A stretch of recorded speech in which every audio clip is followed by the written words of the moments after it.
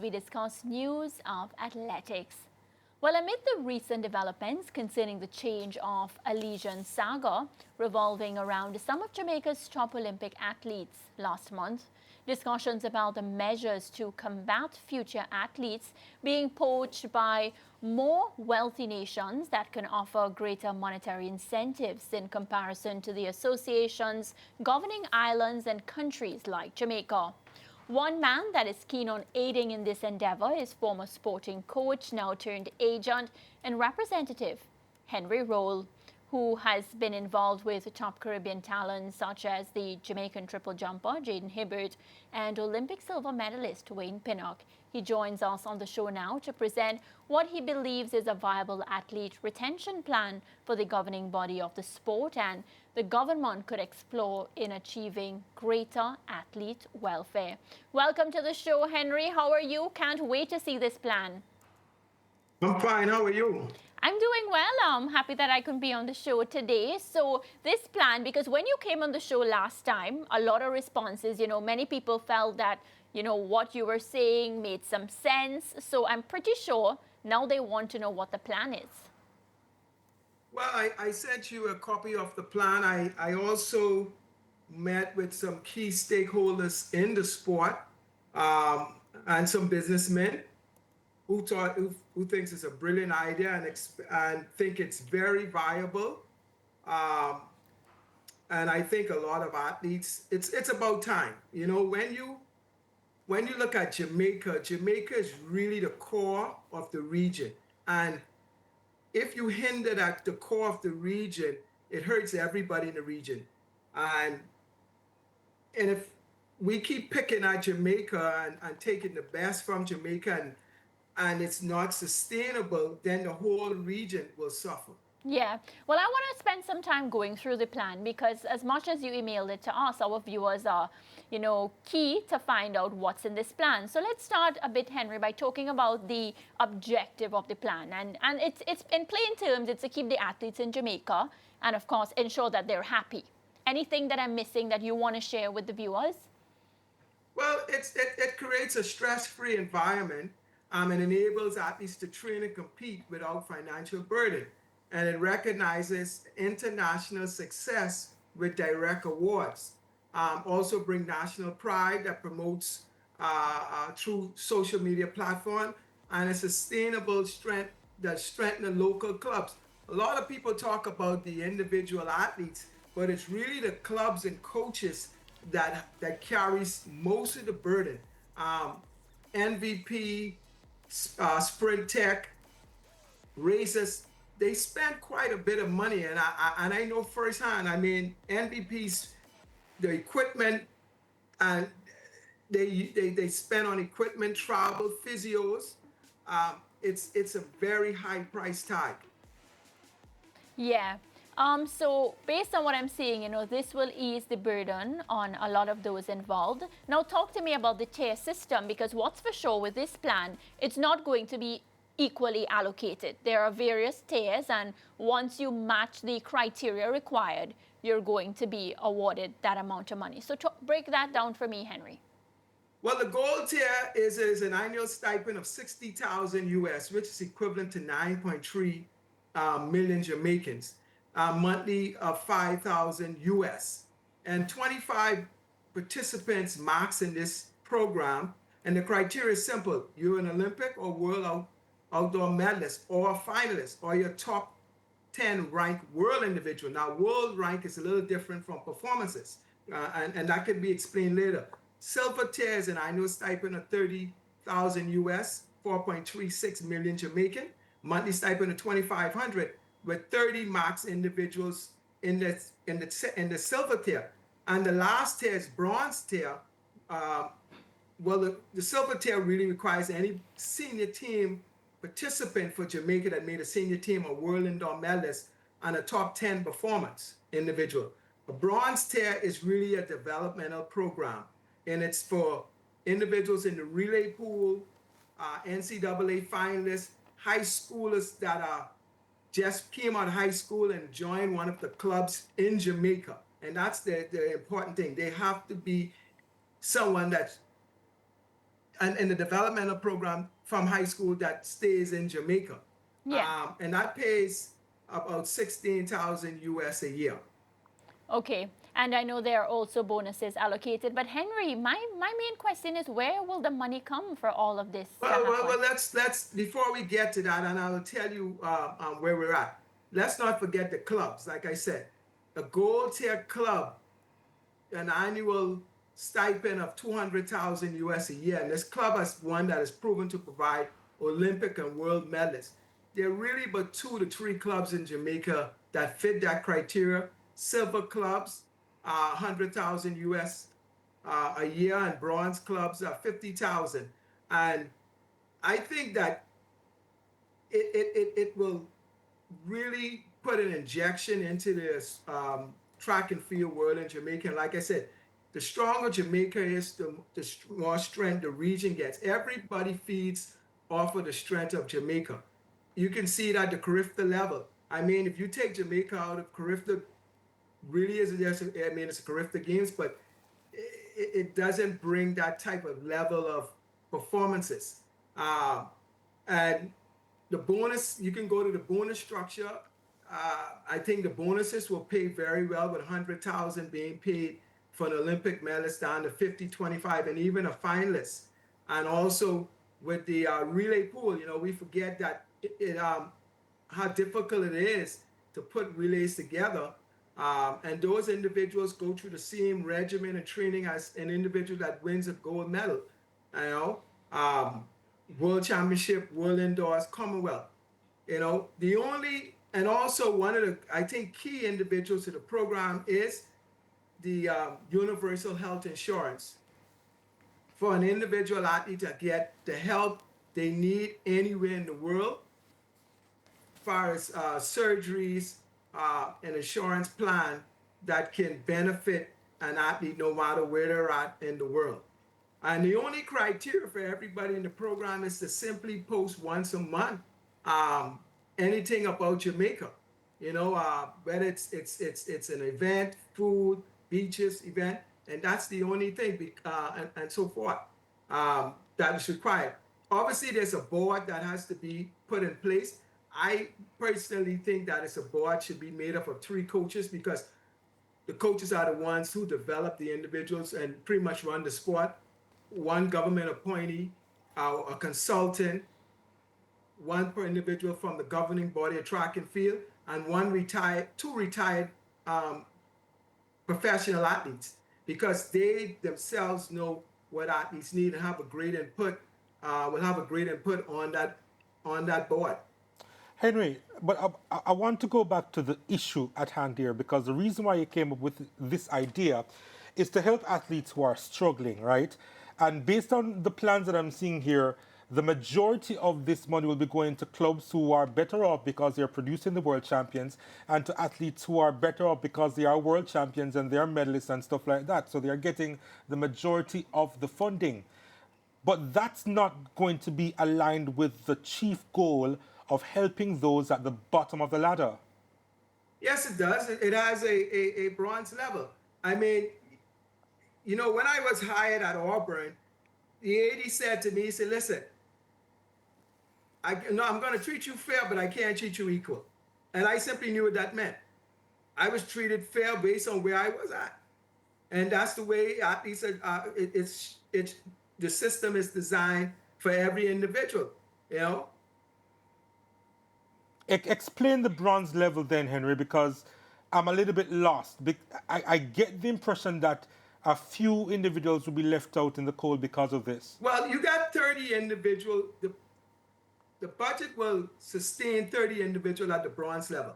This level is individuals who made an NCAA finalist, an up-and-coming high schooler that just left high school, and somebody that's in the coach's figure will be in the relay pool, is a developmental transitioning athlete. Isn't there an issue there for individuals coming out of high school to be getting monetary compensation, especially if they haven't decided to go professional?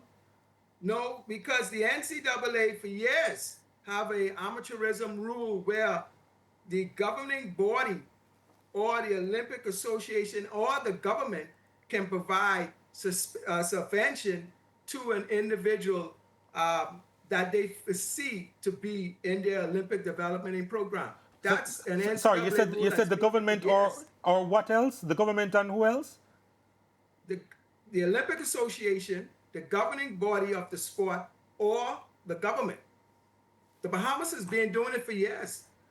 Okay, I get that, which leads me to my next question as to where would the government, the association who's struggling now, and other uh, associations in line with the sport get that money from then? Well, the budget is going to be around 6 million a year, encompassing all of the various Six criterias, million the US club, dollars a year, six just to million US a clarify, year, that's almost a 6 million. billion Jamaican dollars, which is 875 million. Yes. Go ahead. Like I said, I shared the program in details with some very key high stakeholders in the sport and businessmen, and they were, like I said, they were very impressed where the money was coming from and how easy it is. It's the money. I mean, the budget where the money is coming from will have a surplus of $14 million a year after this. So it would obviously be beneficial to other sporting programs in Jamaica. Now, here's one of the reasons why they did not want me to come public, and they told me, they said, hey, we're in a very hot political climate right now, and this is going to be used on political platforms, and that's not the way they think it should be done. So they wanted me to wait to introduce the funding and the program after the election. And I was told that I don't understand the Jamaican politics, but they told me, they said, no, this is a bad time, because they feel that it's going to be misrepresented. And secondly, not my words, that the money may go someplace else. It's interesting how this could be used as a political football. I'm trying to wrap my mind around it, and it's a little bit difficult, except for the fact that it would be a high number. The resources would be high to put into a program that will fund. When you have a surplus, when you have a surplus of $14 million, that makes a lot of people antsy. Okay, You but don't agree? fine, but again, expound as to where do you see the surplus? Well, like I said, the money that would be generated, and when I described, when I revealed where the money is coming from, it generated a 19.3 million US a year. Has there been any thought given in an insurance-like setup where Well, maybe I'm where still working on. I'm still working on the parameters of the program, because once, like I said, after the election and it's presented to whatever governing body there is, and we sit down. Obviously, I'll sit down with some key individuals in the sport and businessmen that are in Jamaica. One of the various things is that they'll have to involve a financial institution, because how the money is paid to each individual each month, and secondly, an insurance firm. It will generate, it will be a boost also to the insurance industry and also the banking sector. you know, I'm not a huge fan of a pie in the sky approach. So let me go into a little bit more detail, especially the fact that there is some funding. Mind you, we have no idea what the number is from Puma, right? That has been kept top secret. I'm going to assume that Something before you say that. secret. No shoe company out there can sustain this type of program. Not even the Americans with Nike. None. They Okay. don't have that type of funding. This program here, to be quite honest, will be one of the best subvention programs in the world. Maybe only second to Great Britain, and theirs is funded through a lottery. The American system doesn't fund this type of program. And they have the biggest contract out there, bar none. So it's, and I think a lot of people make the mistake putting it on the shoe company and so forth, but they can't sustain that type of a program every year. Okay, I get that, but I was leading to the point where we actually have no idea as to where funding goes specifically under this deal with Puma, or what even was proposed by Adidas. But is there a world where some of that funding can be funneled into this project? Because I can tell you that the government any government would be hesitant to put that amount of money into a program like this. Maybe, but when they see where the money is coming from, I don't think there should be a hesitant. Why not? Especially, I don't think there should be any hesitation on the government behalf, especially when I'm also putting together research on what athletes, how they magnify a country like Jamaica and the impact they have based on medals and so forth worldwide. And that's something the government can't pay for. I wouldn't say can't pay for, but they refuse to. Yeah. So, Henry, I know you had the conversation with, businessmen. You spoke to those who are actually in the track and field world. What's the traction like? I know they like the project, but, as opposed... They're afraid. Their only drawback is they said the political climate is too hot right now in Jamaica, and we don't want it to be misused as a political platform for any of the political parties. So what happens from here now, Henry? You're just stuck with the plan? They said, if we waited this long, we can wait till September. So that's where we're at. We're going to be waiting till September, Henry, to find out if you are going to be meeting with the same people again or if there's a new government in power, because that's basically where we stand. Not my words. Like I say, I don't understand the political climate in Jamaica, but obviously the individuals I spoke to are all Jamaicans, and that was their sentiment. Yeah. Well, what I will say is we appreciate you actually taking the time to put together this, because I know you're a very busy man, so this must take up a lot of your time. The plans look feasible. I mean, once the ideas of where the money will come from. The money is very feasible, very, very feasible. But like I said, when I started in the beginning, Jamaica is the core of the Caribbean. There's no storyline in the Caribbean without Jamaica when it comes to track and field. Yes. And if you can strengthen the core, like in anything else, the region itself is strengthened. Look at the NACAC. I mean, we got the best athletes in the world, but the weakest area rep championships. Yeah.